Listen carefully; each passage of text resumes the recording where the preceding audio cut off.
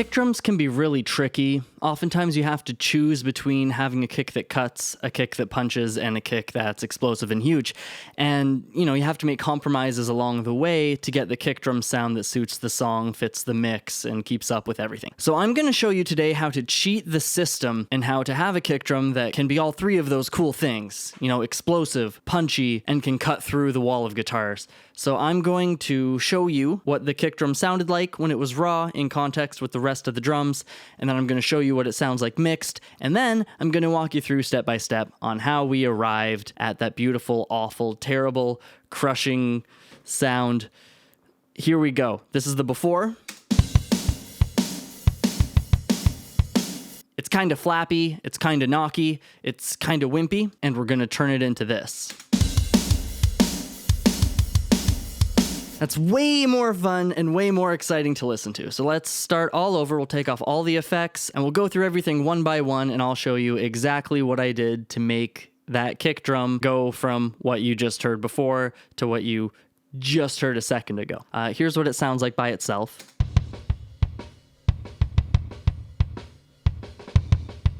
So it's a little honky, a little smacky, I guess, and also a little wimpy. I'm not a huge fan of it. So the first thing I've done here is I've added a low shelf boost around 69 hertz at 6 decibels. I've put a cut at 160, 6 decibels. Not overly narrow, but not overly wide either. What I'm doing there is I'm leaving room for the beef of the electric guitars and also some of the upper harmonics of the lower bass notes. I've just sucked out 6 decibels at a relatively wide Q at 500 hertz, and then in order to give some smack and some excitement to the kick drum at around 5500, I've done a high shelf boost, 6 decibels there. So let's listen to it before and then I'll throw it in.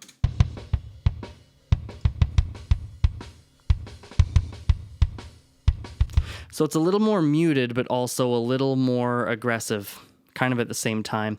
Muted because I took that knockout at around 500 hertz, so there's a little less energy there, but then just transfer that energy to the high end and to the low end.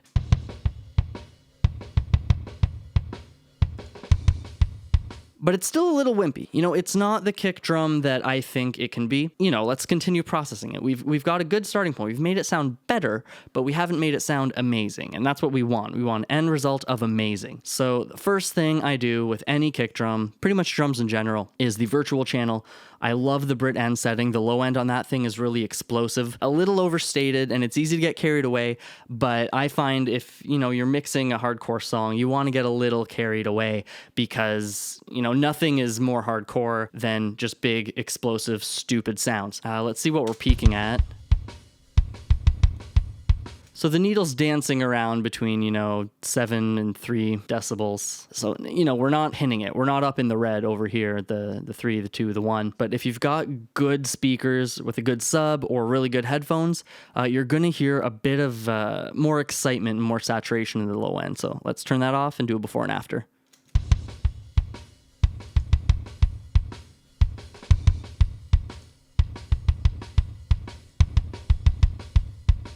Pretty cool. It's really subtle, but I find it does a lot to just bring, especially toms, overheads, and kick drums to life. Now, we've added some more EQ here, and you'll notice something that might seem a little strange. At 7.5K, I have added a high shelf boost of 15 decibels. Pretty outrageous, but I figure, hey, if I'm going to turn it up, let's just turn it up all the way. Why not? I know a lot of guys like to add around like 4.5 or 5K or even as low as 3.5K in sort of the upper mids, but with how I treat kick drums, I'm boosting a lot already around, 8K and above. I don't want to have something so close, within the octave underneath, which would take us down to 4K, and a lot of guys are boosting above that at 4.5 and 5K. So I want to get as far away from that boost as I can because I'm boosting the kick drum at around 8K, and then I need this space for guitars, for snares, for vocals, all in between 8K and like 2K, right? So you need a whole lot of stuff that needs to poke out in its little homes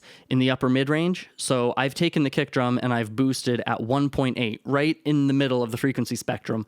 I find that that's a nice little pocket for live kick drums. A lot of sampled kick drums, like if I'm using Steven Slate drums, they don't like to be boosted so much in this mid range, but real drums tend to take to it pretty nicely. I've taken 15 decibels out, all the decibels I could take out on this one instance of EQ at 500 hertz-ish. I don't want that honk and that wimpy smack. I want a really powerful explosive kick drum. So I've just killed the frequency, it's gone, I don't need it. Then I've gone on and added a low shelf boost at 30 hertz, and it's gonna take some of the upper frequencies with it. So it's probably gonna be affecting all the way up to around even maybe 100 hertz, because I'm adding a healthy boost, almost 8 decibels of low end, and just to make sure that the low end isn't getting too out of control, especially because we're centering the boost of the shelf on 30 hertz. I've added a high pass filter at 37 hertz to make sure that anything below the threshold of human hearing, 20 hertz, anything under there has been nuked and then progressively comes back in time for around 35 hertz, which is where you're going to start feeling the thump in your chest and all that. And then with it on.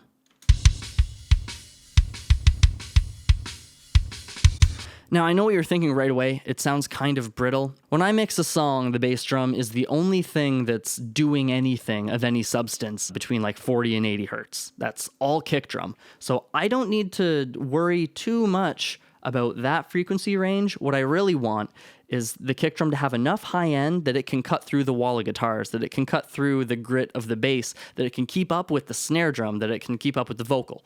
I want the kick drum to be a focal point and not just a footnote. So I'm going to show you what this high boost is doing, the mid boost, and then each of these two low, mid, and low boosts here. So let's just let it run.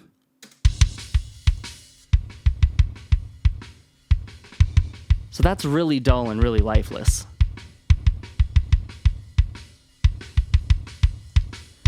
Around 8 hertz, it really comes alive, and in solo, it sounds great.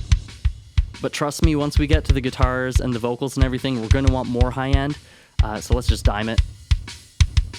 And so that's what we have there. I'm going to take this mid band off.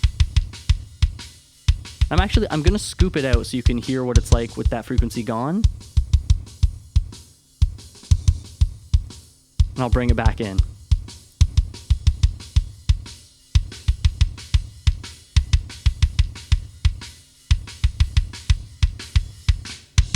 It's got a really cool knock to it, similar to the sound that we had happening at 500 hertz that I scooped out, and I just kind of transferred that energy up a couple octaves-ish. I guess perfect octaves would have had me at actually 2K, but I found that 1.8 sounded really good on this drum. Let's play with this low mid band here.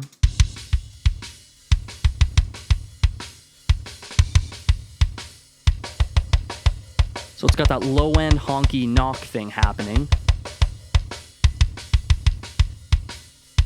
It's not too offensive here. But once I scoop it all out, I don't feel like I'm really missing anything. So it's not a huge deal. I'm not heartbroken that it's gone. In fact, that's where I have a lot of the growl in the bass guitar is at specifically, usually anywhere between 400 and 600 hertz, usually centered around 500.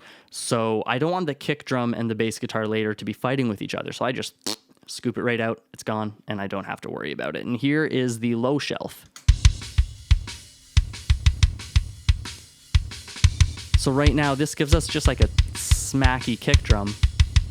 But when we boost that back up, it gives us that low-end thump that we've come to expect from our modern kick drum sounds. And I found that that wasn't enough. I wanted a little more energy and a little more hype in the low end, and maybe a little more, smoothing out how crisp the top end is. So what I did was I took CS lift here, and I'll actually just zero those out and bring them in for you so you can hear them as they happen. I'm going to start with the low end and then add in some high end. So let's just hit play on it.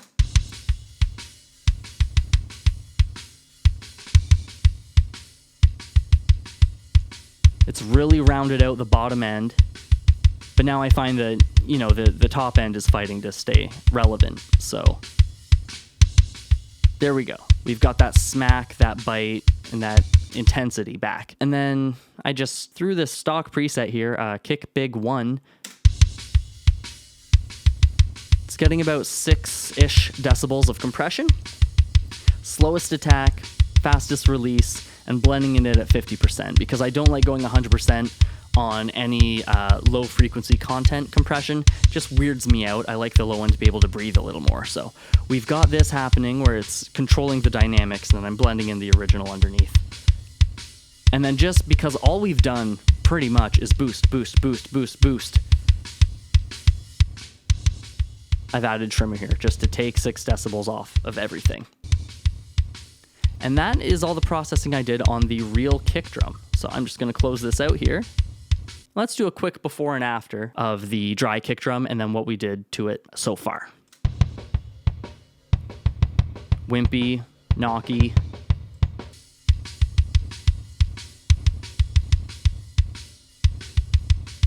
Really boomy, really snappy, but there's something missing. I find that it sounds kind of boring and one-dimensional. And usually the answer to that, in most people's minds, is, I don't know, add more mid-range, choose a better take, or blah, blah, blah, whatever. I think the take's great.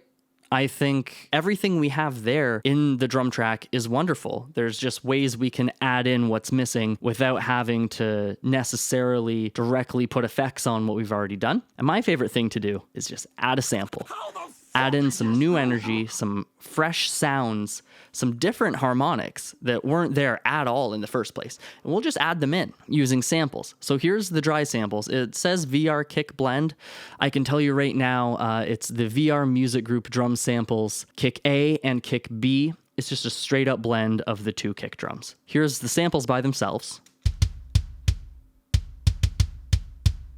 Here's the samples with the processed real kick drum. And then I'll show you what processing I used on the samples, and we'll listen to those in solo. More or less sort of the same idea as what we did to the real drum, because we want them to, get along and behave, but at the same time, we want the samples to bring something new to the table. So I'll show you exactly what I've done here. Let's turn on the effects, let's turn off the individual effects, and I'll run you through exactly what I did here. So just kind of lifeless smacks, as you would expect from, sort of one-shot samples. So we threw it through the Brit end. Let's listen to what it does to the low end. I'll turn it off and then back on while we're listening.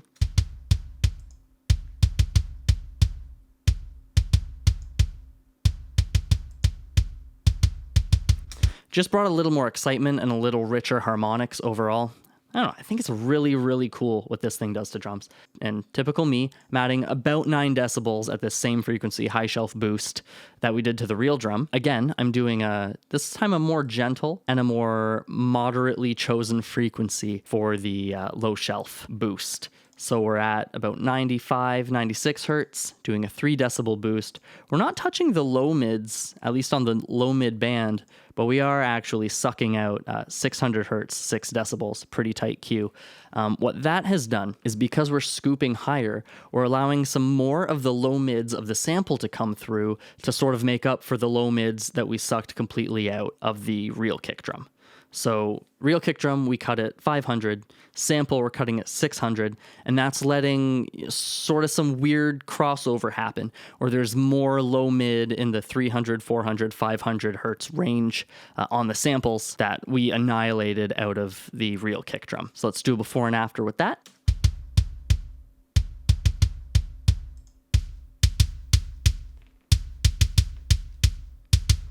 So again, really, really smacky, almost kind of too dry sounding. And even within the whole, you want the kick drum to cut context, I felt like it was a little too far. So I went ahead and I went on big mode. On the real kick drum, it was punchy mode. So we're adding a different sort of low energy because we're adding different elements to the kick drum sound that weren't present in the real kick drum. I just took big, turned it up halfway. Let's see what that sounds like.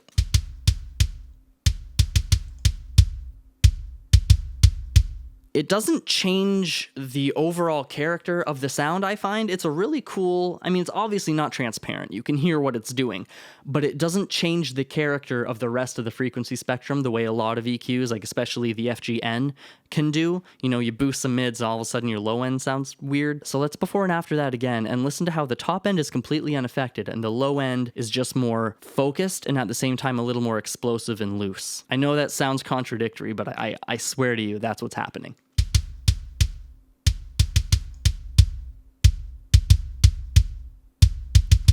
And then trimmer here is doing absolutely nothing. I had it there as a just in case, but I felt that I didn't really need it. So that is all the processing that we've done to the individual drums. So let's listen to those again. We'll do a before and after, I guess, of all the cumulative effects. Kick drum before everything.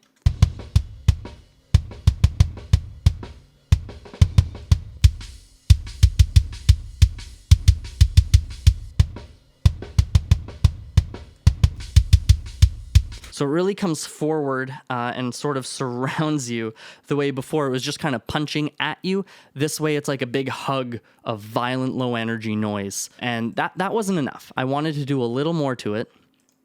So I went ahead and I have what looks like 3 different stages of processing here that I did to both the kick drums summed together into this one kick drum folder. So to start with, I add another gentle high shelf at 5K. I add another boost at 850 hertz, and that's 4.5 decibels. I scooped the piss out of 200 hertz, which is sort of interesting. I'll talk more about that later. And I left the low end alone. And then I went over here. And you know how before I was talking about how a lot of guys will add, boosts at 4K, 4.5K, 5K. I've actually gone ahead and I did a little cut at 3.8. And the reason I did that was because, like I said, I want from 2K all the way up to about 6 to 8K.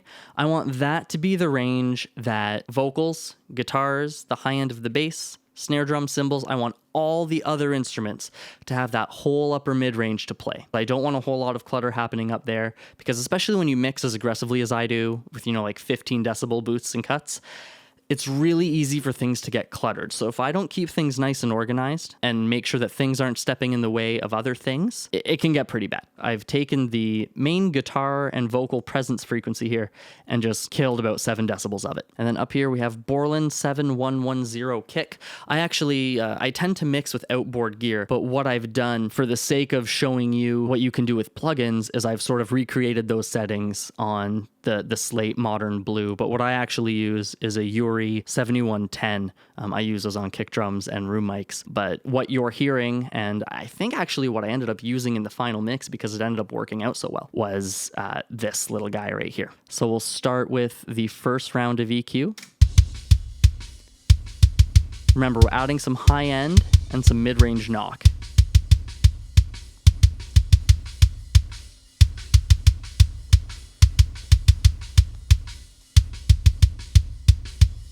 So I found that 800 hertz boost, as well as cutting out some of that tub at 200 hertz, really made the kick drum feisty, I guess is the word I would use. Let's listen to it one more time, before and after, really quick.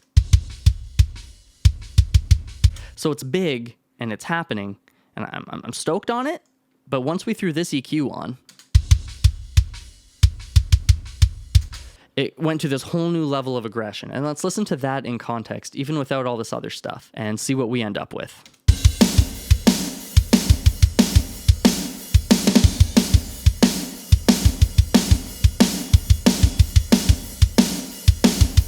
So that mid-range boost and the 200 hertz cut really changed the character of how the kick drum was playing along with the other drums. I felt like before it was fighting against the other drums. Let's listen to it really quick. Like it's there, it's doing the kick drum thing, and it's not the worst sound in the world, but I found like with the snare drum sound that we got a couple videos ago, there was more of an upper mid-range attack on that snare drum. I thought it would be cool if we complemented it with a lower mid-range attack on the kick drum. Let's listen to that again with the EQ engaged, and you'll hear how much better it's getting along with everything.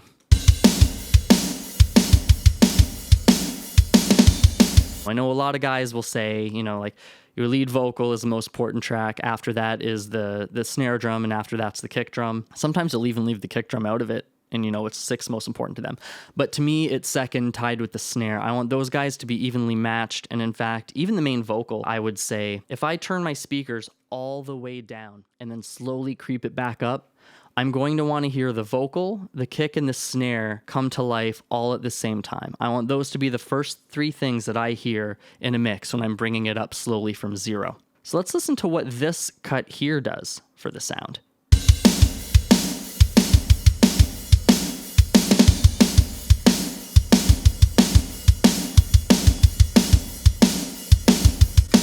So it sort of tamed it, but at the same time, we still have all the high end we had.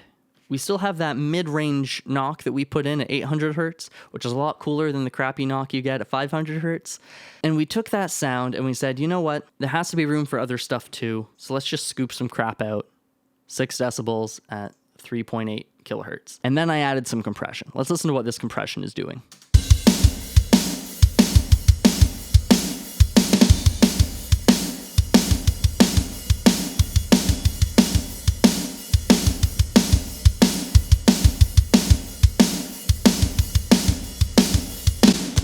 It's actually making the kick noticeably quieter, and what I'm doing here is I'm high passing it and using circuit 2, and I find what that does is it lets the attack of the kick drum dictate the amount of compression that you get, rather than having like the low end boom of the kick drum dictate it. So what is happening is the attacks are more consistent, but in a way that's bringing life into the overall sound, because we're not squashing the whole thing. We're having it affected by the attack. So the low end gets to be as variant as possible, which was present mostly in the live kick drum track. The sample was pretty consistent, almost too consistent. So I found that using the high pass on the sidechain on the FG116 Modern, it really allowed the kick drum to be compressed without becoming lifeless as a result. I followed that up with an L1 of all things. Here's what that sounds like.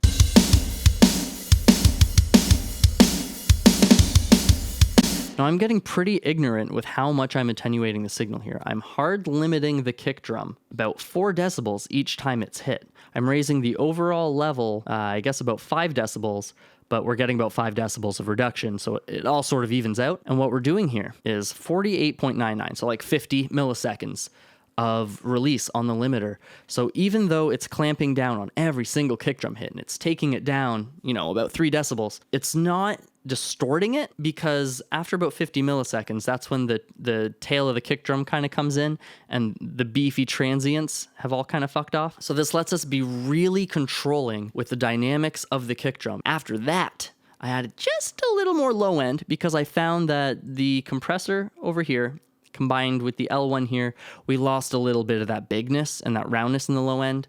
So I added just a tiny little bit of big. So let's before and after the big.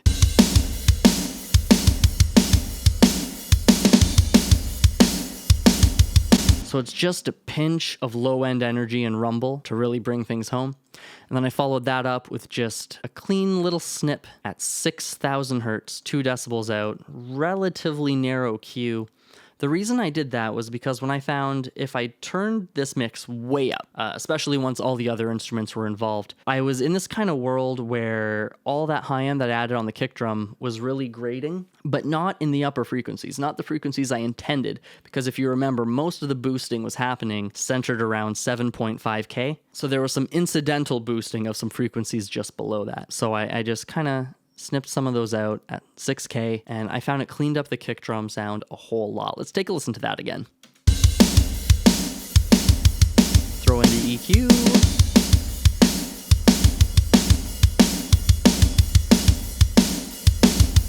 Let's do one more before and after of all of that with full instrumental and I believe vocal context as well. So you can hear what all these moves are doing for the song, because all of this means nothing if it doesn't make the song sound cool.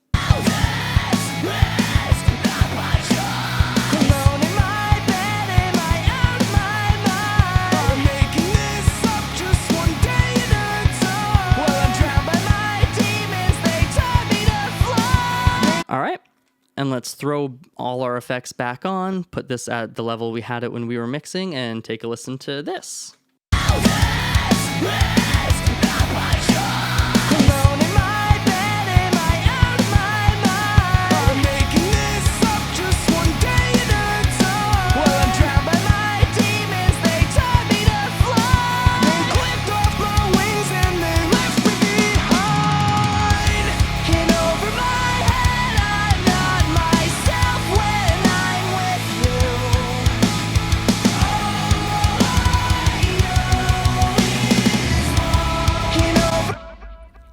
So that's how you take a kick drum from a little wimpy, knocky, flappy to a pretty cool, explosive, snappy, cracky, poppy. It's great. It's great. It's good kick drum sound. If you want to buy my book, it's my book. It's called 1137 Mix Secrets That You Didn't Know You Didn't Know.